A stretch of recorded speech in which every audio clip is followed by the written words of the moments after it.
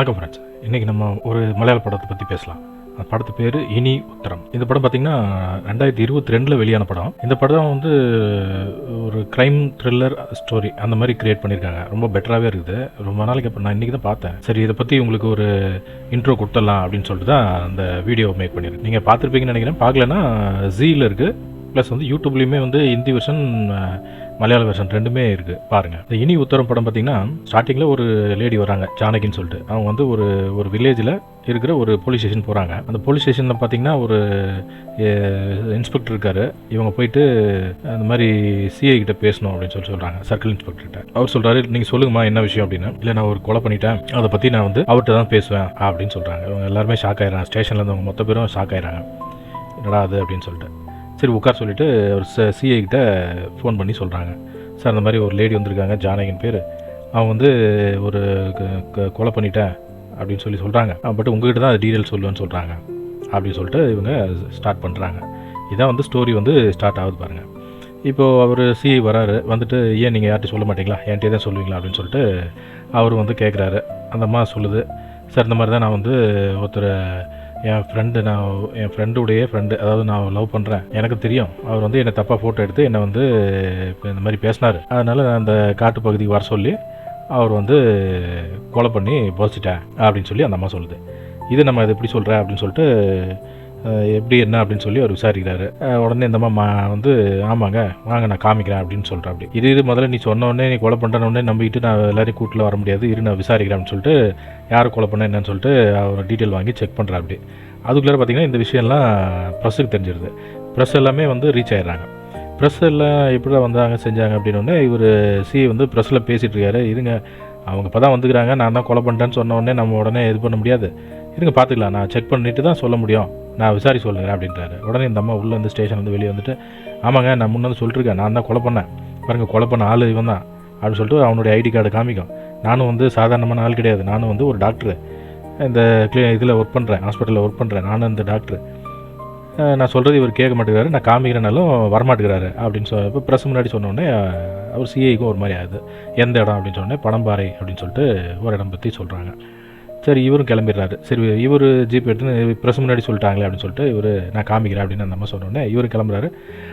மொத்த ப்ரெஸ்ஸும் உள்ளே கூடவே கூப்பிட்டு எல்லாருமே போயிடுறாங்க. போனோடனே அப்படி லைவாக போயிட்டே இருக்குது.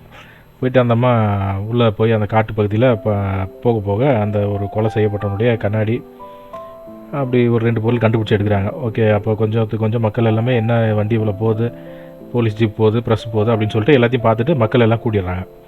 இந்த அம்மா ஒரு இடம் கை காட்டுது. அந்த இடத்துல குழி நோண்ட ஆரம்பிக்கிறாங்க. நோண்டும் போது பார்த்திங்கன்னா இவங்க சொன்ன ஆள் இல்லாமல் இன்னொரு ஆளுடைய பாடி கிடைக்குது.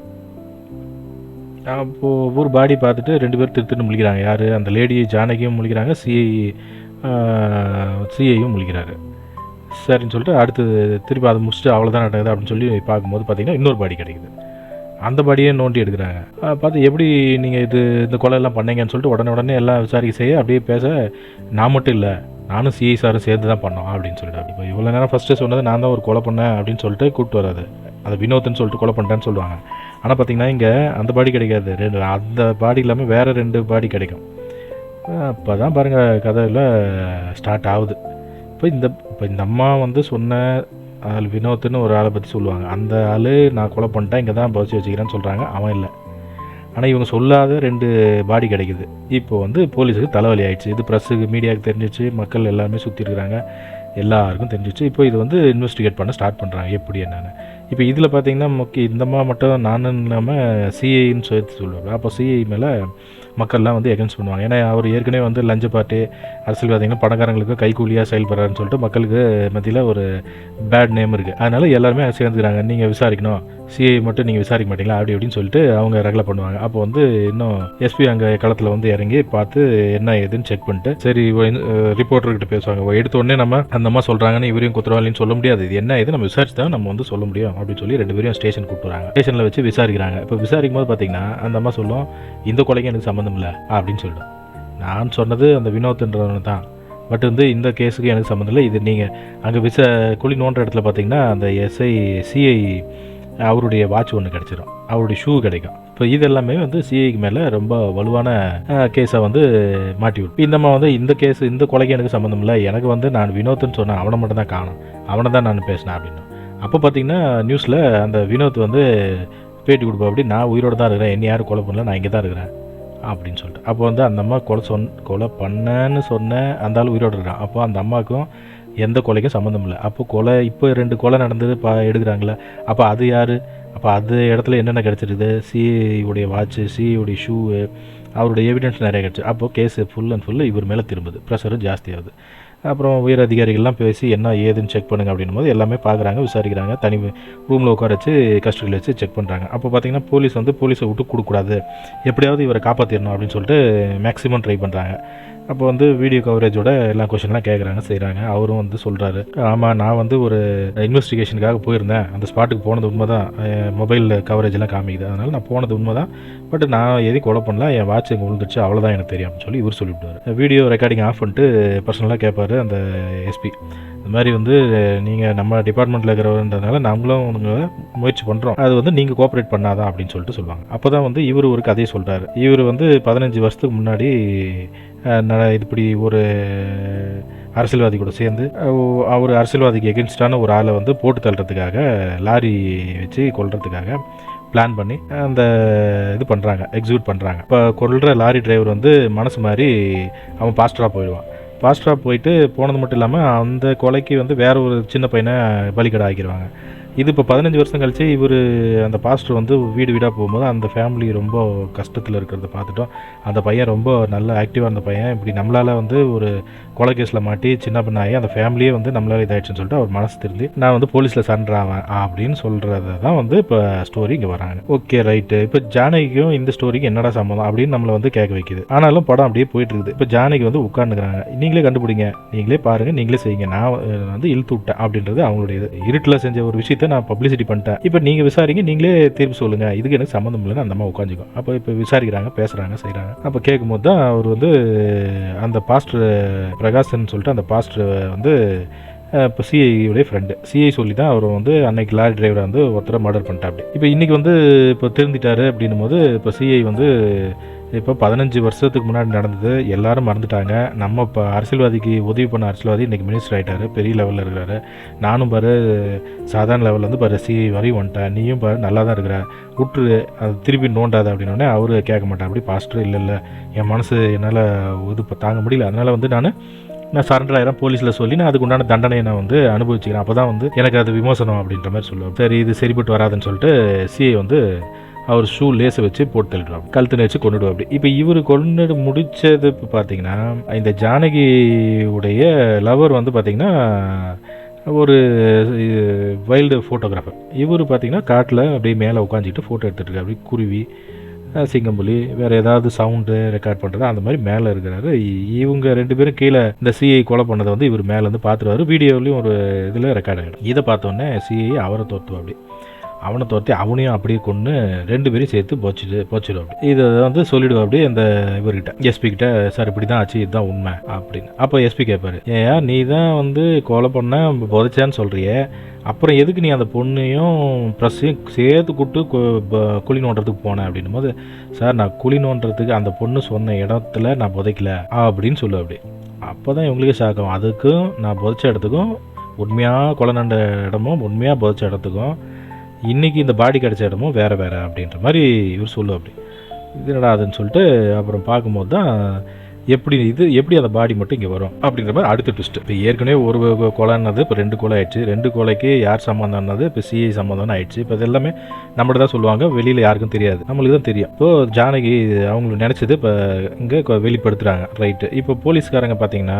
போலீஸ்காரங்களாம் அரசியல்வாதியும் இது பெரிய இஷ்யூ ஆகிடும், இது எப்படியோ ஒன்றும் க்ளோஸ் பண்ணணும் அப்படின்னு சொல்லிட்டு அவங்க மேக்ஸிமம் ட்ரை பண்ணுவாங்க. ஜானகி சொல்லுவோம் அப்படி, இல்லை நீங்கள் சொல்லலைன்னா நான் இது பெரிய பப்ளிசிட்டி ஆகிடுவேன் அப்படின்னு சொன்னதுனால இவங்க ரொம்ப இக்கட்டான ஒரு நிலைமைக்கு வந்துட்டாங்க. இப்போ வந்து சிஐ தான் கொலை பண்ணார், 2 பேரையும் கொலை பண்ணி வச்சுட்டா. அப்படியே அது வந்து இங்கே வந்துச்சு, சரி ரைட்டு சிஐ கொலை பண்ணார் அப்படிங்கிறது எல்லாருக்கும் தெரிஞ்சிச்சு அப்படின்னு இதாகிடும். எப்படி இப்படின்னு போலீஸ் பேசி செஞ்சு இப்போ சிஐ வந்து நான் மட்டும் போக மாட்டேன், நான் வந்து என்ன யார் கொலை பண்ண சொன்னாலும் அவங்களையும் சேர்த்து தான் நான் வந்து மாட்டி விட்டுருவேன் அப்படின்றது. அதனால் இவங்க வந்து ஒரு முடிவுக்கு வந்துடுவாங்க, சரி சிஐ வந்து வச்சோம்னா அரசியல்வாதிக்கும் பிரச்சனைன்னு சொல்லிட்டு ஸ்டேஷன்லேயே வந்து போலீஸ்காரங்க மர்டர் பண்ணுறோம். சரி முடிஞ்சிடுச்சு அப்படின்னு நம்ம நினைக்கிறோம். அந்த இடத்துல தான் பார்த்திங்கன்னா ஜானகி ஒரு டிவியில் இன்டர்வியூ பண்ணுவாங்க. அப்போ வந்து டிவி இன்டர்வியூவில் எப்படி இப்போ வந்து உங்களுக்கு எப்படி தெரியும் அப்படிங்கிறது இப்போ கொஷின். ஜானகிக்கு வந்து எப்படி உங்களுக்கு தெரியும், நீங்கள் வந்து எப்படி நீங்கள் சிஐ தான் உங்களுக்கு எப்படி தெரியும், எப்படி நீங்கள் அவரை மாட்டி வச்சிங்க அப்படின்னு. ஏன்னா இப்போ சிஐ இறந்துட்டா அப்படி சூசைட் பண்ணி ஸ்டேஷனில் இறந்துட்டாங்க, சிஐ கதையும் க்ளோஸ் ஆகிடும். ரைட்டு. இப்போது ஒரு நியூஸில் வந்து இன்டர்வியூ எடுக்கும்போது இந்த மாதிரி சொல்லும், இந்த மாதிரி வந்து எனக்கு வந்து எங்கள் ஃப்ரெண்டு என் லவர் வந்து இறந்ததில் எனக்கு டவுட் இருந்துச்சு. அது நான் செக் பண்ணும்போது இவர் சிஐயும் வந்து இன்வால்வ் ஆகிருக்காரு அப்படிங்கிறது எனக்கு தெரிய வந்துச்சு. அதனால தான் வந்து இதை எப்படி நம்ம சொன்னால் செட் ஆகும் அப்படின்றதுக்காக தான் நான் இந்த மாதிரி சொன்னேன் அப்படின்னு சொல்லிட்டு ஜானகி அந்த பப்ளிஷ் இதில் சொல்லிடுவாங்க. இந்த கதை இதோட முடியுது. அதாவது வந்து சிஐ தப்பானா அப்படின்னு சொல்லி அவனை காப்பாற்ற முடியாதுன்னு சிஐயை ஸ்டேஷனில் வச்சு தூக்கிடுவாங்க. இந்த லேடி வந்து சிஐ வந்து கொலை பண்ணதை காட்டி கொடுக்கணும்னு நினச்சாங்க, இப்போ காட்டிடுவாங்க. ரைட். இதோட முடிஞ்சா அப்படின்னு நினைக்கும் போது தான் பார்த்திங்கன்னா இவங்க வந்து எப்படி பேசுவாங்க. அதாவது ஃபைனலாக ஜானகியும் அவருடைய ஃப்ரெண்டும், அதாவது இவங்க எப்படி செஞ்சாங்கன்னு நம்மளுக்கு வந்து காமிச்சிட்டாங்க. பட் ஒரிஜினலாக இவங்க எப்படி 2 பேரும் சேர்ந்து பண்ணாங்க அப்படின்னு காமிக்கிறது பயங்கர ட்விஸ்ட்டாக இருக்குது. அது ஃபஸ்ட்லேருந்து கடைசி வரையும் பார்த்திங்கன்னா ஏன்னா அது இப்படி என்னது அவள் தானே அப்படின்னு நினைக்கும்போது இன்னொன்று வச்சுருவோம், அவள் தானே அப்படின்னு நினைக்கும்போது இன்னொரு ட்விஸ்ட் வச்சுருவோம். அது மாதிரி மேலும் மேலும் வச்சு இப்போ கடைசியாக ஒரிஜினல் ஸ்டோரி வந்து ஜானகி வந்து அப்படியே நினச்சி பார்ப்பாங்க. எப்படின்னு பார்த்தீங்கன்னா இப்போது வந்து கொல்லப்படுறது கரெக்டு தான்.